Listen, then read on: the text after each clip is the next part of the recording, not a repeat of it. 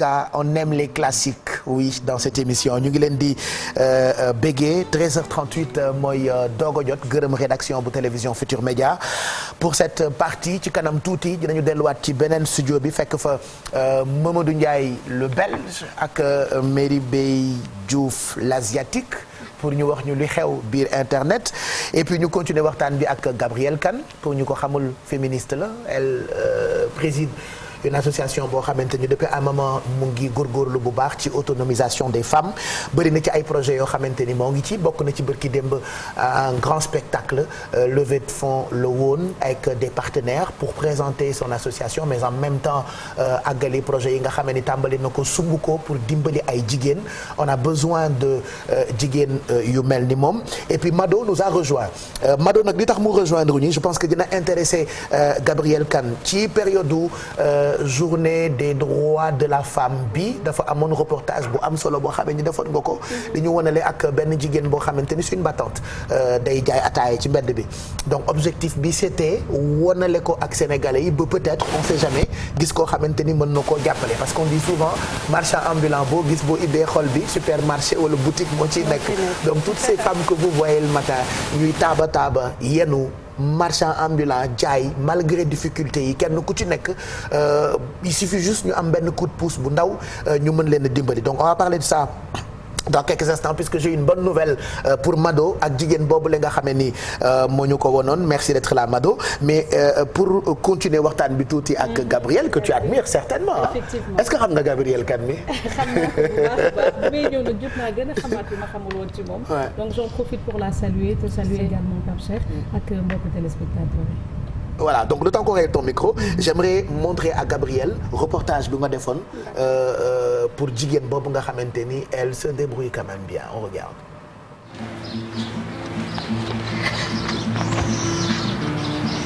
salaamaaleykum gars yi maa ngi leen di nuyu ku ci nekk seen tur ak seen sant boo leen gisee nag ñu taxaw nii pour wax leen rek ñu ngi ci weer boo xamante ne moom moo di weeru mars te ku ne weeru mars rek xam ni moom la ñu jaglelee jigéen yi te ku ne jigéen dàqantalam mooy lan mooy jàmbaar te jigéen yooyu nag tey moom laa leen fas yéene woon te xam naa ne li ma leen nar a woon li ñuy def topp leen ma gëm naa ne li ma leen di woon yéen a ma koy gën a xam ñu ànd dem xool. gingeer limon ay grand doo jënd. non de. loo jaay man de gingeer limon laa jaay ak taay.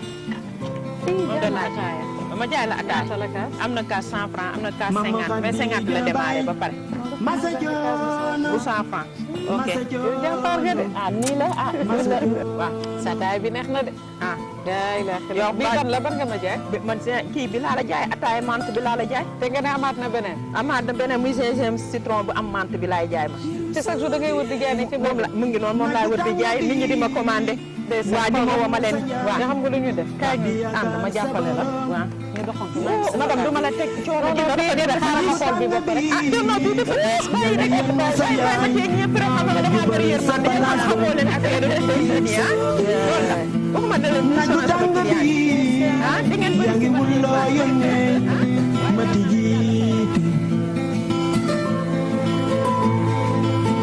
mi ngi wuyu ci turu Mariem Ndiaye ñëpp di ko woowee Mariem gingembre citron fajar lay yeewu bu julee ba noppi Mariem tàmbalee defar li muy jaay ci bëccëg bi waaye balaa egsi diggante Ngor Almadi ak Yoff dina jël ñaari oto ndax soxna Mariama mi ngeen di gis Parcelles lay yeewoo suba bu ne téye nag ci ay loxoom thermos di ci jaay ataaya ak gingembre citron. lii nii nga gàddu ñeent ci jigéen. waaw nga xamante ne nu mu diisee. waaw naka nga koy dundee exactement surtout booy gis sa nawle yeneen nawle jigéen yi. waaw ngi defaru xool ma man maa ngi sañ sa jekk do yow nga gàddu ñeent lii di wër di jaay. waaw loolu macha allah sant yàlla rek ndax suñu borom moom may kii boobu xol boobu volonté boobu noonu. ndax loo xam nga boo tàmmee souffrance nga yàgg souffrance xam nga say waajur teel a génn àdduna sa papa sama papa sama yaay teel a génn samay mag ak samay rakk sama yaay bu mu gaañoo boobu man 7 ans laa amoon ñun. ñëw amuloo bànneexu xam sa yaay comme ñun ni ñu nekkee ak sunu yaay yeeg yooyu. non xaw ma ko Medina laa yaroo. waaw rue 35 angle 28 laa yaroo. yow bañ a nekk ak sa yaay lan la war a def ci sa dund lii tey. lan moo la ci gën a naqari loo ma mën a wax. xanaa dem ba tekke bëgg a teral sama yaay rek. nga bëggoon. ah sama pap seede yàlla te yàlla dogalu ko.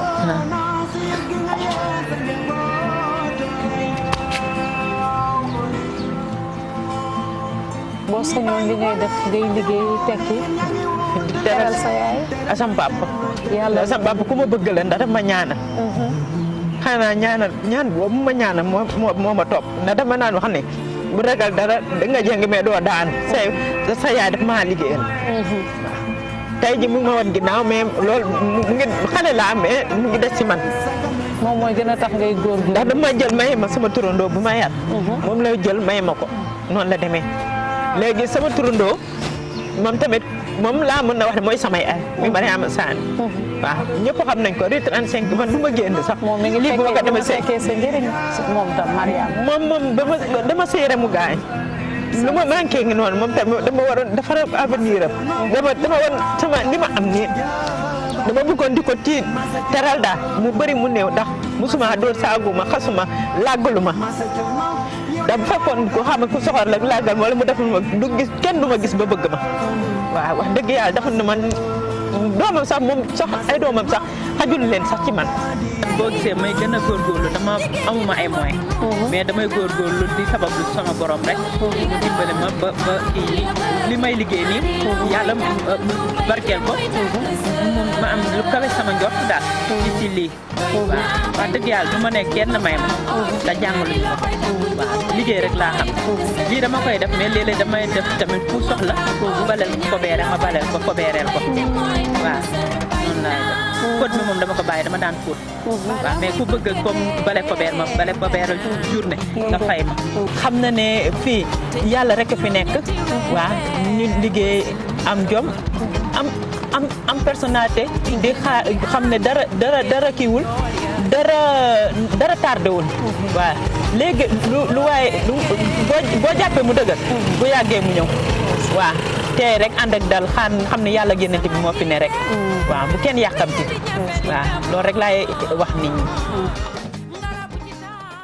voilà donc c'est un reportage boo def fan yële nga tase ak jigéen bi moom dafay jaay ataaya. donc day xëy suba su ne Pape Cheikh mi ngi dëkk nag fenn foo xamante ne dafa sore côté Cambérène. saa yu xëyee rek jël li nga xamante ne moom moo di kalando wala car rapide. ñëw nag ci diggante Yoff Almadi ba Ngor muy def li nga xamante ne moo di njaayum ataaya boo ko gisee sax fii ci élément bi dafa wàññi li nga xamante ne moom lay yor d'habitude mu di thermos yooyu la mais léeg-léeg da ci yor ñeent ndax dina jaay ataaya di jaay li nga xamante ne moom moo di thé citron gingembre di jaay li nga xamante ne moom moo di café Touba ak meew nga gis nag biñ ko gisee ñu yërëm ko loolu ndax xam nañu ci jigéen déjà lu ne mel nga yëkkati ko lu mel ni ñeent war a doxantoog moom saa su ne te comme quartier yi ma lim yëpp dafay doxantu di jaay donc quand on a vu on a gàddu yu diis di dox ba pare li ma gën a marqué tànk yi bi ma ko gisee dafa pënd mais leneen li gën a tax tooyal sama xol dama ko gis mu dem ci beneen nawle jigéenam di ko jaay et quand j'ai vu ça par rapport ak ki muy jaay kooku ngi set kooku ngi correct mel ni mu mel mais moom seetul loolu mu nga pënd mu am vraiment li nga xamante ne moom moo di différence ci ñoom ñaar mais moom gisul lu ne mel li mu gis rek mooy jaay dajale li nga xamante ne moom moo di tuuti weccit teral ci li nga xamante ne moom moo di boppam mun ci fay këram parce que dafay loué nekk il faut savoir que c'est une femme boo xamante ne dafa njaboot dafa sëy nag ba tas te xam nga ne rek boo nekkee jigéen nga génn ci néegu sëy déjà loolu rek dafay metti tu as besoin de te reconstruire yàlla may la ci nag ay bant yu bare tubaar fakal la bu ma juumul juróom la mais nekkoo sax ak ñooñu mu metti mais nga war a toog defaraat sa bopp daan di nga génn sa kër wuti feneen donc muy loué fenn di fa fay tout le temps chaque mois 30 000 francs ba pare di jóge imaginer fee ba Cambérène war a ñëw Yoff war a ñëw Almadi loolu yëpp nga war ko dox te lépp ak tànk la koy defee di wër di jaay donc muy liggéey ci lu muy liggéey bi ma ko laajee ñaata nga ci am bénéfice mu ne ma léeg-léeg 3000 yooyu nag mu tuuti mu néew moom xeebu ko maanaam bu doxee ba dox lay wàccee ak 3000 bu doxee ba dox moom lay wàccee nee na ak 3000 parce que nee na journée bi mun na génnee 10 000 mais bu xoolee li muy dépenser parfois mun na egg 5000 wala 6000 donc ce qui fait que bu amee benn bénéfice 3000 daf koy dajale ci yooyu nag lay mën fay chaque mois li nga xamante ne moom moo di néegam léeg-léeg nag mu yëkkati as tuuti bokk ko njabootam ndax am na ay jigéen yoo xamante ne am na ay doom yu jigéen kenn ki mi ngi université di jàng di def droit keneen ki xale la mais mi ngi ci biir néegu sëy et tu verras doomam yooyu incha allah dinañu ko jëriñ reportage yi da nga koy def chaque samedi ci Weekend Star mais lu tax ñu wax nga jaar ci Midi Plus bi ba ñu tegaat ko c'est parce que j'ai une bonne nouvelle pour cette femme alors cette bonne nouvelle du ma ko wax tant que femme bi ñëwul on va l'attendre bu ñëwee léegi nii je te donne cette bonne nouvelle là parce que voilà y a Midi Plus y a Weekend Star y a seetu bi benn bu nekk ak concept am mais pourquoi après ce reportage nga xam ne chaque samedi da ngay def ay reportage yu am solo jagleel ko jigéen ñi pour wane seen njàmbarte mais on te demande de venir de remettre reportage bi et d'appeler femme bi nga taseloon c'est parce que dama am bonne nouvelle pour cette femme là mais avant de donner la bonne nouvelle j'aimerais juste am commentaire bu Gabriel Kane parce que yow sa combat mooy lii dimbali ay jigéen créer nga association tuddee ko Aprofev avant peut-être de parler de cette association ban commentaire ngay def ci jigéen bi moom bëri na ci ay morom ko borom fii ci Sénégal beaucoup de femmes yuy rey seen bopp pour dundal seen njaboot pour am ay bénéfice su 3000 ay bénéfice su 1000 francs ay bénéfice su 5000 c'est tellement difficile ce que vivent ces femmes. waaw xam nga à chaque fois que problème am ci société bi da ngay gis souvent jigéen ñi nga xamante ne dañuy tas wala jigéen ñi nga xam ne seen borom kër dañuy wàññeeku elles se retrouvent souvent ñoom kese ak seen njaboot. maa ngi lay wax sànq sama papa bi mu tele gaañu sama yaay kese moo nekkoon ak xale yi. donc c'est une situation boo xamante ne nii day wane ne en fait la carence en fait et la défaillance des politiques publiques à l'endroit des femmes. Parce que réew yi nga xamante ne dañuy jox ak yelleefu jigéen même bu ñuy def politique publique sax pour tabax politique publique pour joxe dañuy prioriser les femmes seules lii warul mën a exister Sénégal parce qu'on dépense énormément d'argent sur des sujets yoo xamante ne c'est moins urgent que ça parce que là c'est une urgence absolue tey kii la y en a beaucoup il y a énormément de femmes jigéen ñi nga xam ne ñoo nekk ci marché yi ñoo nekk ci mbedd yi surtout ñi nga xam ne ñooy jaay léegi ci tali yi y en a de plus en plus et puis ñooñu précarité bi daf leen exposé ci nga xam ne mbedd mi parce que mbedd bi léeg-léeg nga daje seeg saay-saay parce que booy teel a wàcc di guddee wàcc teel a xëy guddee wàcc mën nga dajeeg saay-saay donc sincèrement day montrer rek que ne y a du chemin en matière de droits des femmes dans ce pays et c'est désastreux. mais lan mooy place au leadership bu jigéen ci dëkk boo xamante ni ay réalité am ay gëm-gëmam aada bi diine bi lan mooy place au leadership féminin ci dëkk bu mel ni Sénégal. xam nga leadership féminin dafa nekk slogan boo xamante dañ ne leadership ne féminin on n'a pas besoin de rajouter leadership féminin parce que déjà dañuy spécifier ne jigéen ne c'est à part on est un leader qu'on soit un homme ou une femme loolu jarul ñu koy kii mais jigéen ñi nga xam ne ñoo nekk Sénégal ñoo war a mën a sànq li ma doon di wax mooy jigéen ñu jàppalante seen biir. il faut que dans les instances de décision ñu fay teg ay jigéen ñoo xam ne ñu xam métit bi ñuy dund. ñi xam politique publique yi nga xam ne moom la ñuy teg ñu mën a jàppale ñi nga xam ne ñooy lii parce que góor ñi bien vrai que dañuy teg ay politique mais xamuñu li jigéen ñi di dund. li tooyal xolu Mado ba mu dem seeti ndaw si xëy na bu doon yow tu vas passer non pas parce que tu n'es pas sensible mais on a plus de sensibilité en tant que femme parce que tu te mets à la place donc aujourd'hui leadership boobu dañ ko war a jox jigéen ñi ci l'espace public mais dafa nekk loo xamante ne bu jigéen commencé am benn kii rek ñu tànc ko ne voilà mais il faut que ñu xeex parce que c'est des privilèges yoo xamante ne nii amuñu privilège Sénégal les femmes doivent se battre loo xam ne rek dañuy toog góor ñu jox ñu ko boo bëggee benn droit da nga koy xeex te xeex boobu c'est en communauté mais xeex bi dina yomb parce que combat bi ak réalité yi dafa contradictoire. Oui, mais est-ce qu'on continue de subir? La réalité, c'est qu'on maltraite des femmes. La réalité, c'est qu'il y a des femmes en souffrance dans ce pays. Est-ce qu'on continue d'accepter cette souffrance-là? C'est ça la question. Est-ce que li dañ koy continuer di ko noppiwaale au nom de aada la cosaan la réalité la est-ce que li dañ koy seetaan est-ce que kilifa yi ci réew mi dañuy tëdd nelaw di seetaan li au nom de aada et des femmes comme yow yan stratégie ngeen teg quand même pour que kilifa yi dégg autorité yi dégg et que peut-être seen saafara yi je veux dire seen jafe-jafe yi ngeen di combattre am solution. non xam nga ñun on s'est constitué en association. On fait des propositions.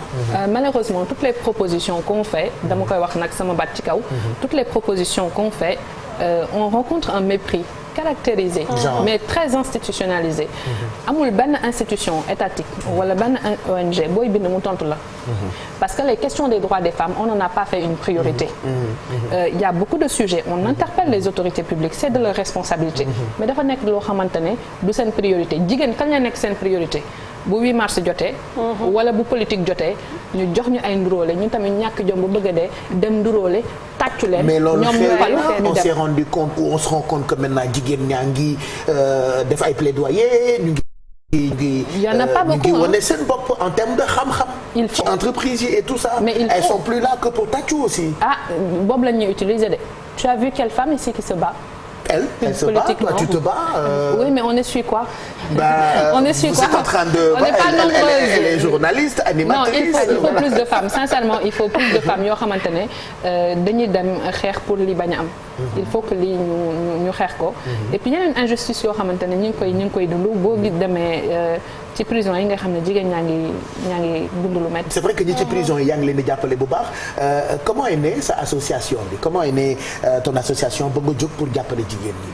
Mais comme Mado un constat de femmes qui souffrent parce que même boo demee ci àll yi ci dëkk yi da ngay dox sax nit jàpp la wax la loo xamante ne daf lay jooyloo après tu as envie benn fukk boo xamante ne da ngay fippu mais looy gën di fippu ngay gën a mën a xam ne yow li nga mën c'est juste un petit peu ñi nga xamante ne loolu mooy seen responsabilité loolu moo tax ñu teg leen fa ñooñu ñoo war a def mais yow tu ne fais que contribuer man li may def c'est une petite contribution et il faut que chacun mette sa part à l'édifice mais bu fekkente ni y a pas de politique publique les femmes du Sénégal continueront à souffrir. Mais heureusement il y a des gens qui te soutiennent si je ne me trompe parce que lu toll ci 6 dispensaires en tant que jigéen ñu ne Macky Sall jox na la ay milliards man dama jàppoon sax ni milliards yooyu ci ngay teq di ci defar ay dispensaires rek di jàppale ay jigéen je sais pas c'est qui te soutient il y a des bailleurs il y a des ONG il y a des personnes qui ne sont pas là yu lay jox xaalis. Comment ça se passe? C'est-à-dire fan nga jëlee le peu de moyens que tu as pour soutenir ces femmes-là. On illustre en même temps Pape Samba Thiam s'il te plaît avec son association tout ce qu'elle fait pour ces femmes-là. Ouais mais man dama ko dégg j'ai entendu que Macky Sall milliards yu bëri la ko jox. Macky Sall yéeneem ci 2 millions la yem. te Macky Sall balaa mu laa jox 2 millions dëj jot dégg nga de Macky Sall bu lay jox 2 millions lay jox balaa mu la kaa jox nga am dëj. kon yàlla ma daj ak xaalisu Macky Sall.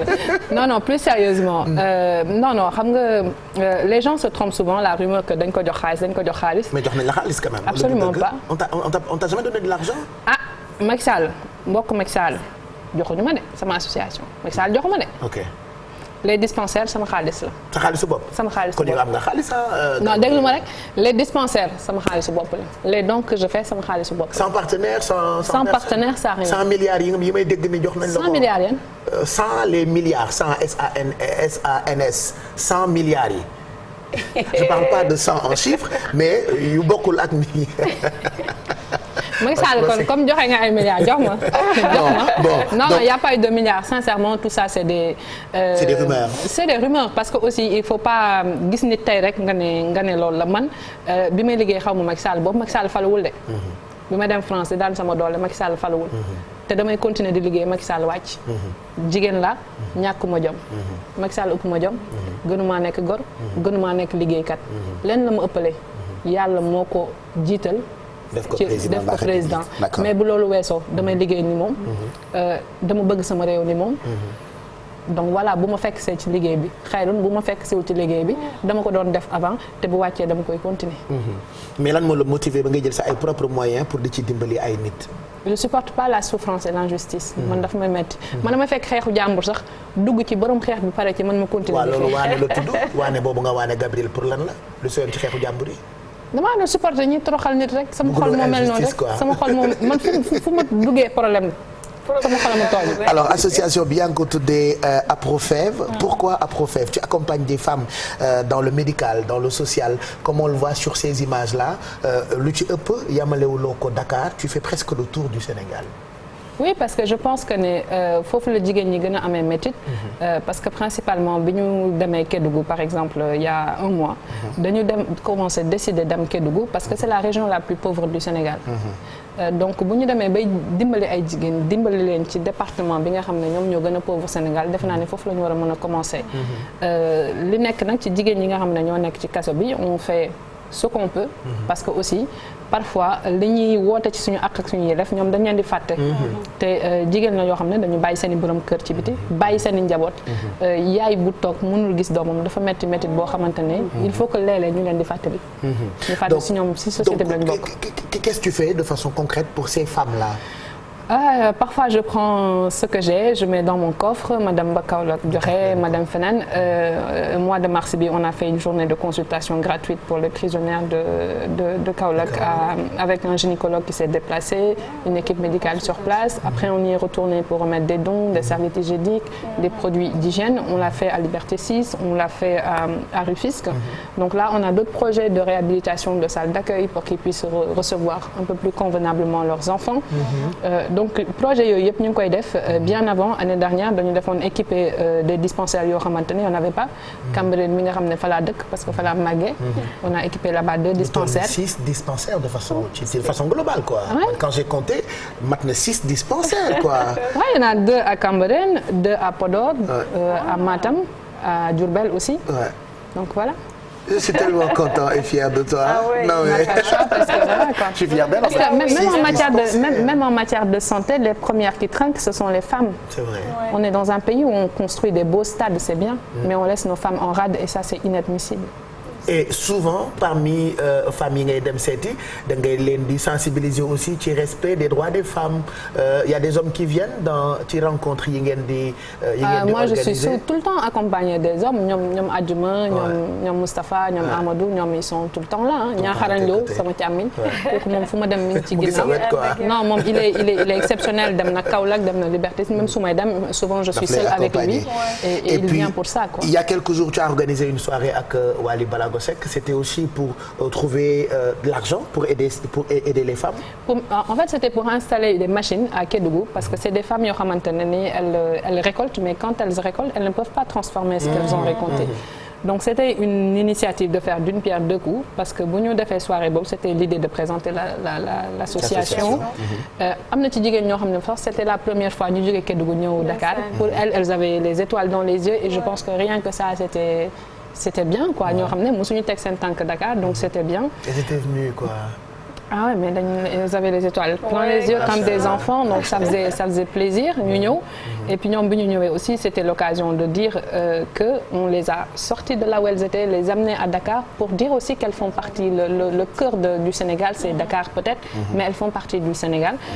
Soirée boobu c'était aussi une sensibilisation parce que mënuñoo sensibiliser la cible c'est les jeunes passer par Wally Seck aussi parce que on a besoin de joindre parfois l'utile à l'agréable pour pouvoir aussi parler de certaines choses parce que c'est des sujets tellement sensibles d'agression, de viol, d'inceste. Dafa nekk des sujets tellement sensibles que parfois ça demande un peu plus de folklore ñu féexal suñu xol. Un peu de divertissement comme je le fais. Voilà. Da ci bokk. Des messages yu am solo di jàll. Oui, mais yebal na ay jigéenam. J'étais dans mes yebal na ay jigéenam j'ai soutenu. Non seulement j'ai soutenu mais le lendemain j'ai appelé suma benn mag journaliste ma ne ko alors comment était la soirée. Xam nga lu ma tontu. Réussite totale. Ah ouais. Voilà, c'était ça sa réponse. Elle est en train de regarder. Elle pourra confirmer. Donc association bi vous soutenez les femmes au cas par cas ou mbootaay par mbootaay wala GIE par GIE ou dëkk par dëkk. Genre il y a des femmes qui regardent et qui veulent être soutenues. Est-ce que une femme qui regarde, qui te contacte peut être aidée genre? Moi je suis souvent sur les réseaux sociaux. Ñu bari dañ may contacter sur les réseaux sociaux. Parfois j'ai du mal à trier parce que nit ñi dañ naan ma kenn du la woo ba jot la kenn du la woo ba jot la. Et bon comme j'ai un travail à côté aussi je choisis en fonction des priorités aussi. Et à propos de ces réseaux sociaux-là, j'ai mené sama enquête. Mamadou Ndiaye. Mamadou Stral. Mamadou Ndiaye. Parle-moi d'elle. Ah. Vous appelez ça irréputation. Elle a plus ou moins une très bonne réputation quand même. Et on l'a dosé plus ou moins une très bonne réputation. Mais bonjour Mama Loba.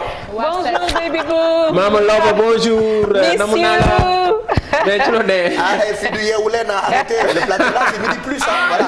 Arrêtez vos histoires de Yeewu Leen là ay Mama Loba tout ça. Alors dis-moi parle-moi un peu de Gaby Kane sur les réseaux sociaux. Mais elle a une bonne présence d'ailleurs. moom am na présence bu am solo. Elle cartonne. Oui ci réseaux sociaux yi ay compte officiel am yoo xamante ni wax na ko sànq. gars yi bari dañ koy suivre gis nga réaction yi tey.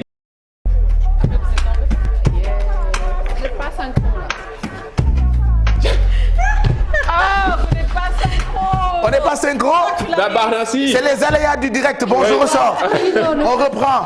c'est la télé hein. Ouais. C'est les aléas du direct. Bon je reprends allez on y va. acca.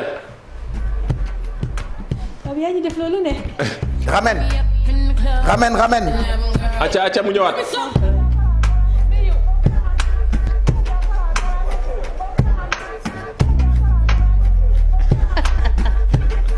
on est synchro. Pape nag yaa ngi wane ne ba léegi nag yaa ngi fi. xam nga fii Sénégal nuñ ko tuddee wàcc leen ci suuf. mais wax nga dëgg mais t'as vu juste. Bon def nañu répétition tey on va faire ça et poster ça sur TikTok. D'ici tout à l'heure ou demain d'accord. Inch'Allah. Ben merci Merry. Merci Modou Ndiaye. merci à demain. jërëjëf Inch'Allah.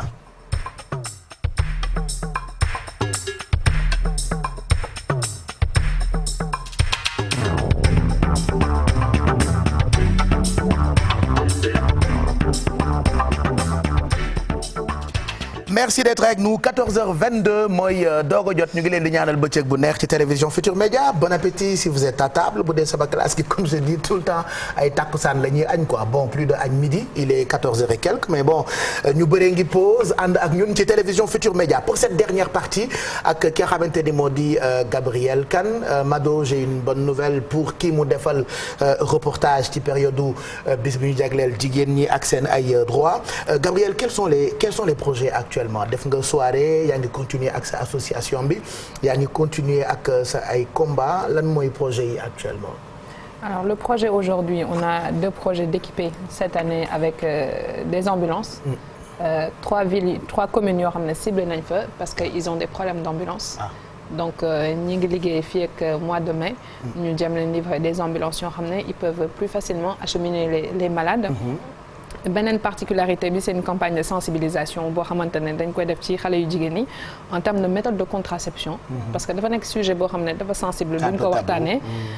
mais socialement il est temps aussi ñu sensibiliser xale yu jigéen ñi. pour éviter des grossesses non désirées. qui amènent sur des avortements clandestins. qui amènent sur des tragédies et des morts yoo xamante ne ni wax dëgg yàlla mën nañu jaar ci sensibilisation te duñ ca yegg te aujourd'hui famille yi dañu bari on n'arrive pas économiquement à faire face. donc ñu responsabiliser xale yu jigéen ñi ne leen ne les enfants c'est une responsabilité c'est pas un passe-temps c'est une responsabilité. donc boo juree doom yow yaa am ci moom ay responsabilités yoo xamante ne ba keroog muy mënal boppam. yow yaa am responsabilité ci moom et contrairement à ce que culturellement on a hérité mooy doom moo am. obligation vis-à-vis du parent même si am nañu droit respect bi ak yooyu. mais la responsabilité elle incombe aux parents. et n'est pas parent qui veut. et on ne doit pas faire des enfants comme on veut. quand on veut comme ça. loolu il est temps même si c'est pas un discours boo xam ne socialement wala religieusement duñ ko dégg. être parent c'est une responsabilité c'est une décision qui doit être prise. ñu waxtaane ko xale yi tamit jéem ko intégrer. Intéressant et puis j'ai vu que beaucoup de féministes ou beaucoup de femmes ci période yi yëpp ñu ngi doon jàmbat ci li may gis nii comment vois-tu la puissance paternelle dans le code de la famille sénégalaise. xam nga la da nga fekk ñu kaas ko ba sonn. je pense que l'Assemblée nationale a fait les travaux qui devaient être faits. C'est sur la table de qui doit traiter ou trancher. xam nga les dernières décisions qui ont été prises dans le code de la famille sénégalaise c'est un code qui oppresse les femmes. 2012 le président Macky Sall ñëw def la transmission de la nationalité. par les femmes. c'est le premier droit qu'il a accordé aux femmes. de 2012 ba 2020. la criminalisation du viol am pour protéger les femmes. sauf que c'est très peu. en termes de droits des femmes. et la société yaa ngi wax suñu aada góor mooy kilifa. loolu ci diine la. te mënuñu koo bañ. donc dañ koy nangu mais dañu nekk société boo xam ne il y a plus en plus de femmes qui élèvent seules leurs enfants. et puis dañu nekk société boo xam ne les femmes prennent les décisions à la place des hommes en ce qui concerne le foyer. donc bu ñu nee puissance paternelle déjà rek c'est violent. puissance paternelle. mais qui est puissant dans l'histoire ñooy biir. ñooy wasin ñooy yar les gars yi déserté ñu yor et on nous parle de puissance qui est puissant man je pense que déjà le terme puissance dans le code de la famille sénégalaise c'est un mépris vis-à-vis de la femme sénégalaise qu'on parle de responsabilité parentale qu'on ait les mêmes droits et les mêmes obligations parce que xale aussi parents yi ñoo ci war a yem parce que doonee jigéen diine dafa wax da ngay biir wasin yar te amoo ci benn droit légalement. sincèrement il est temps qu'on ait ce débat. boo xamante ne on se cache derrière la religion. mais c'est pas normal parce que ça fait un effet boule de neige. et on arrivera à un moment où on sera obligé de faire face et ça créera des tensions yoo xam ne jaru ko.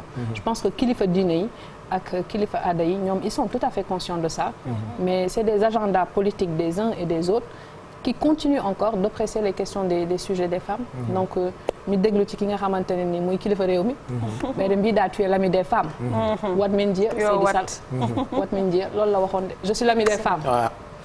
loolu 2019 la woon ba tey. ami gi leen den ha joni min pada min jeex. ko arrêté ma émission wa sinon tu vas sortir de gros mots après j'aurai des problèmes. ko vraiment ko kontaani. non tu sais today ko kontaani. non xam nga tu sais. mais moi j'adore ce genre de combat de toute façon t'inquiète pas. non mais c'est qu'on a un chef d'État c'est pas pour ça ni xeex de man ñeme wu Macky Sall de. il faut pas le faire. Macky Sall ñeme ko yombul de carrément. non on a un chef d'État je pense qui est foncièrement quand même défenseur des droits des femmes, qui a fait plus de 10 ans de mandat aujourd'hui, presque. Donc il est temps quand même que s'il ne fait pas des combats des droits des femmes une priorité, personne ne le fera. Lum ñu mayul keneen duñ ko may. Donc il est temps nag Seydi Sall balaa ngaa dem nga may jigéen Sénégal yi dara. nga jox ñu autonomie. nga won ñu ne yaay suñu xarit. parce que néew ma nag bu fi demee kenn duñu ko may. mais bu demee dootuñu yomb de lu ñu amul ci Macky Sall bu ñu demee duñu yomb. donc Seydi Sall addu s'il te plaît. jeex na merci en tout cas Gabrielle Kane où est-ce qu'on peut te retrouver à part les réseaux sociaux l'association son siège est à Mermoz. Je sais pas le site internet comment site les internet femmes en construction les réseaux sociaux il y a pas de problème Facebook Instagram Snap je suis pas très Snap mais Twitter c'est un choix. Le numéro de téléphone, tout le monde le connaît, le siège de l'association à Mermoz.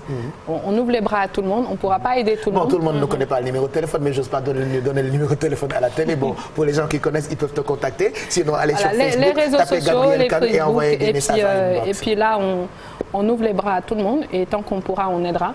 Et on demande à tout le monde, les hommes comme Pape Cheikh et les autres, on est là. Et on vous soutiendra. Et puis Adjaram, c'est normal. Merci pour ce que tu as fait. Et puis l'engagement que tu as. On est dans un pays où, même si on parle de droits des femmes, il y a des hommes féministes. Hein. Quand même. Et tu es dedans. Merci. Je suis avec vous. I love you so much. yàlla nga am jëkkër bientôt. peut-être boo amee jëkkër après moi j'ai vu benn féministe boo xamante ni da doon casse mais bu amee jëkkër. elle est restée.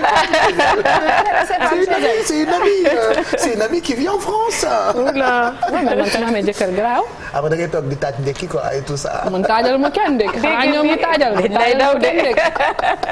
j'en profite pour faire un clin d'œil à Soukeyna Touré. Soukeyna c'est celle que vous voyez dans Kakatar assez fofolle mais très engagée moom itam ci ay combat. Elle est actuellement au Maroc pour accompagner d'autres femmes du continent comme quoi moom itam comme Gabrielle Kane son combat yamale wu ko Sénégal kese.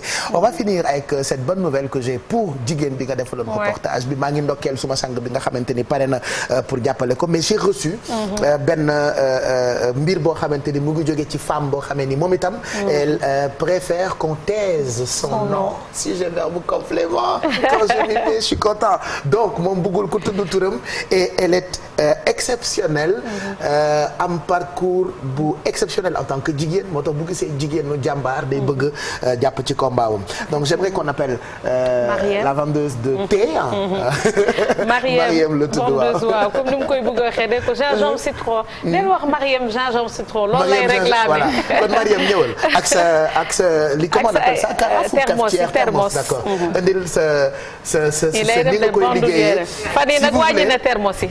on va se mettre là-bas pour finir cette émission viens me rejoindre Gabrielle comme ça ñu jeexalee foofu émission bi mooy ëpp espace quoi ñëwal Mariem kaay fii j'ai besoin d'espace pour finir cette émission comme ça nga wax ma naka ngay ni nga koy téye comme ni ñu ko gisee ci reportage bi. waaw nii laa koy téye. waaw ok. eh ben pour ça là teg ko nii.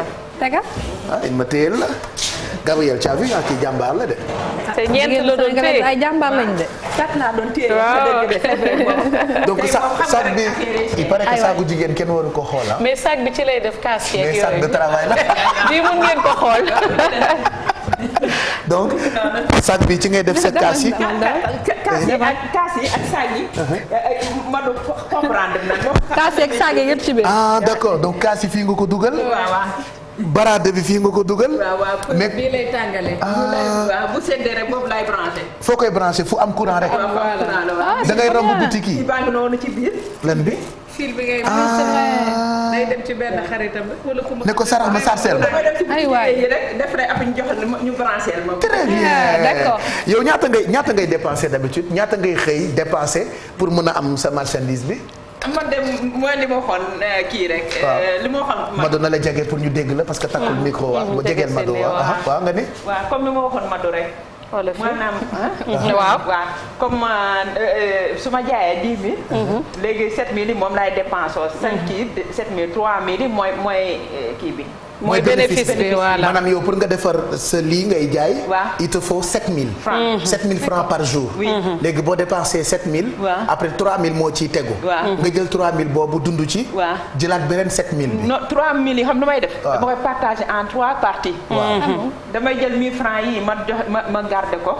1000 francs yi léegi 1000 francs yooyu dama koy bàyyi ba fin du mois ndax damay fay location 30 000. 30 000 par mois métti na de genre chaque jour benn 1000 francs ngay denc. waaw ok pour location bi 30 pour le premier jusqu'à le 10. ok waaw noonu laa def. kan moo lay dencal sa xaalis. sama kii jusqu'à le 30 muy 30 000. kan moo lay dencal. man maay dencal sama xaalis. da nga am coffre foofu. damay dem ci boutique bi. ah da nga koy dénkaane bu ko bàyyi ci kër gi de. bàyyi ci kër gi xale yi di xam nga yaa xam nañ secret bi. donc fi nga loué benn néeg rek la. waaw benn néeg yow rek yaa dëkk ci néeg bi. dañ maa suul yéen. ah dañ la suulee ci kër bi. waaw ok d'accord ana sa doom yi. sama doom yi. moom dama divorcé woon ak seen papa. waaw. léegi nag muy xëccoog man xale yi. xale yi nekk nañ moom man 3 ans. waaw may jóge ko daan di fóot di leen dundal. waaw léegi nag après ma dugal leen internat. du ma am ñuy jàng nag. bu ñu jàngee comme ay xale la ñu ma leen di servir chaque samedi ma dem xool leen. ci internat noonu laa def waa ci internat bi. léegi ma dem nag di liggéey boo xam ne fóot bi metti na. ma dem wuti ji ba leen fobeere. di nettoyer par journée ñu may fay may récupérer xale yi di leen kii ñuy jàng. ci kii lu nga ko xatee école bi. waaw ma inscrire leen école daal. ñuy jàng. d'accord waaw noonu laa après léegi nga bàyyi lépp nag di jaay ataaya bi. waaw chaque jour mais fan ngay jëlee 7000 boo jëndee lan ngay jënd warga. war nga laa jënd ak suukar. ak suukar ak naanaa yi dama leen di collectionné naanaa menthe naanaa passi. waaw ak kii citronnelle. d'accord waaw ak passi ba kii bi beneen bi lu nga ko xatee mooy. ngun bi. déedéet kii am na benn ne tàngal menthe boo xamante ni. mooy ginger bi frisette. ah frisette. waaw frisette tàngal boobu ni may def. alors man dama am cadeau amoon na. sama secret la am naa d'abord cadeau pour yow. dama la bëggoon may j'ai des produits qui sont ay prisonniers. ñoom ñoo génne seen marque. de mooy yi ñuy raxasee loxo. est-ce que mën nañ ma ko indil. c'est ay prisonniers yu dem di xëy di liggéey ci usine bi. ba génne seen lave-main. lave-vaisselle ay produits yu bëri. c'est-à-dire même bu dee ñi koy defar fii Sénégal ci boutique yi bu ñu koy jaay genre benn 1000 francs. mais ñoom ñoo koy defar prisonniers yi. di ko jaay benn moins de litre li ñu koy jaayee ci marché bi. donc may naa la ci ay cartons je sais pas passe-partout comme toi tu peux passer partout va demander à Maïté est-ce qu'on peut retrouver produit yi ma fi bàyyi démb ay savon liquide am na yooyu yëpp carton yi laa bëgg ñu indil ko très rapidement balaa ñuy jeexal. booy raxas loxo yi waaw mi ngi noonu ak corona beeg yooyu. xam voilà nga les microbes sont très nga ñaanal prisonnier transmissible. voilà nga ñaanal prisonnier yi ko defar.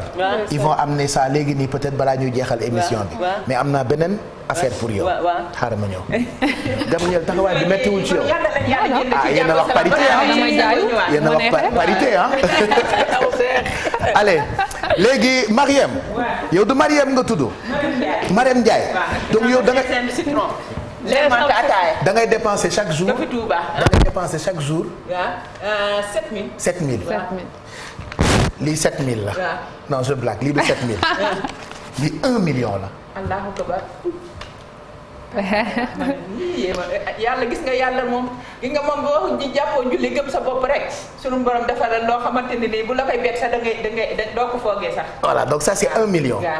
alors 1 million bi grâce à elle. Mado mën na nettali histoire bi. Oui. On a été contacté par une femme qui est exceptionnelle. bi mu gisee ce reportage bi mu gis li ngay daj. mu yëkkati 1 million bi. ne moom moo la ko dimbali. kii moom mënuma koo fay. pour nga liggéey ci. waaw. pas nga maye ci. oui dëgg la je travaille.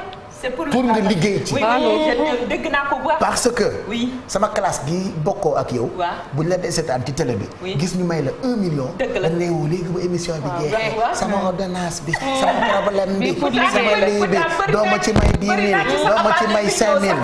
1 million bi ñëw sax man yàlla daf maa defal loolu. man nit ku ma gis. barki yeneen yàlla ma xam ne day yaakaar ne jeexaluma dara. kooku loolu suñu borom moom ma ko nattoo.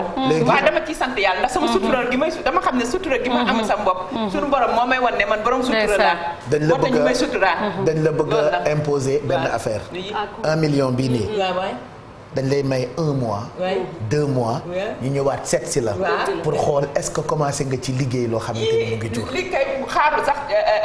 accompagnement la suba ginnaaw suba. xaaru ko sax da loolu laa doon ñaan suñu borom. donc comme Mado moo tax li yëpp am dama koy teg ci loxo Mado 1 million bi mu jox la ko. waaw léegi man xam lu may wax man. dama naan jërëjëf. yaa ko moom TFM. waaw ma ne grâce à kii comme ni ma ko waxee rek. yàlla waaw yàlla ay yeneen bi. moo ko jaarale ci Mado. waaw moo ko jaarale ci Mado. waaw ba ndax man ba may sos sama dàll bi. yàlla laa doon yàlla ma dajeeg sunu borom. sunu borom moo ma dajaleeg yow. ak yeneen bi mooy li ma la waxoon rek. dëgg la muy yow. et en plus Gabriel nee na déwaat ma ko ma xool. daf lay fayal sa location pour 1 an. allahu akbar yàlla ñëwaat na ak yeneen bi. maanaam 1 million yi lañ la may. et Gabriel mu ne. à partir d'aujourd'hui mu jox la ko. pour 1 an. moom moo lay fayal. sa luyaas. dëgg na Gabriel nag moo ko dëgg yàlla mu mën soyez bienvenue mosuma yaa xam. soyez bienvenue Gabriel. oh Gabriel et nous aussi. nous. merci Mame Sakho Diallo sama càmmiñ la. moo tax mënu ma koo fay. waaw damay dégg turam rek.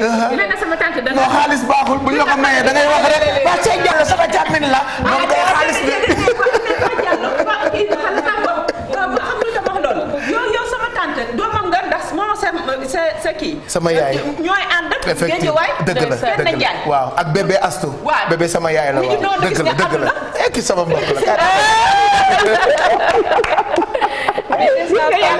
Mado vas-y kii ñu remercie déjà bi ko may comme wax nga ko xam naa moom dinañ ci ñëwaat mais ki tax aussi ma xam ko mooy monsieur et madame Touré ndax ñooñu wane naa leen sax ñoom itamit en direct def reportage ak ñoom mais ñoom ñoo nekk nit yoo xamante ne c'est un couple qui travaille la dame et le styliste son mari mi ngi liggéey ci média donc monsieur et madame Touré ñu am cofeel am yërmande ci moom ñoom vraiment ñoom ñoo ma gën a war a lekk moom tey je me dis li yëpp bu amee tamit ci barke seen barke la ñoom ñoo jël seen équipe jëluma sax équipe bu télé bi ñoom ñoo ma ne Mado kii ñun ñoo lay organiser filmer la ànd ak yow toute une journée ñu def tournage boobu xajul ci télé ñu dagg ko wane tuuti rek pour wane l'essentiel mais ñoom tamit je pense que il faut que ñu remercier leen bu baax a baax mu di Seynabou Ndiaye ak Bekay Touré ak El Hadj Guiro mi nga xamante ne moom moo monté loolu en tout cas on te remercie on t'encourage donc 1 million léegi xam nga lan la wax nga bëri ji du ko jar am nga 1 million ak 1 an de luyaas maanaam yow soxlaatuloo dara merci en tout cas Gabriel Kane on t'aime voilà kan la sant bon bàyyi leen ñu wax man ma profité ci def sama tàggatoo ci plateau bi ñëw bàyyi leen ak Eva Dra Mami Diop ak inspecteur Ndoye Bane malheureusement j'ai pas reçu à temps les lots de produits offerts par les prisonniers pour cette femme donc may nañ ko 1 million plus 1 an de loyer yoo xamante ni Gabriel Kane moo ko koy fayal comme quoi teranga def ko baax na mais xam fi nga koy tàbbal a gën ces initiatives ñun dañu koy saluer moo tax nii rek la ñu koy defee bis bu jot entre 11h45 à 14h30 ci télévision Futur Média dans quelques instants Wareef juste après Wareef ngeen ànd ak Abba No Stress ak ay équipe am ci seetu Sénégal et puis 18h Kouthia qui va venir rédaction bi à partir de 19h bon appétit et à demain inchallah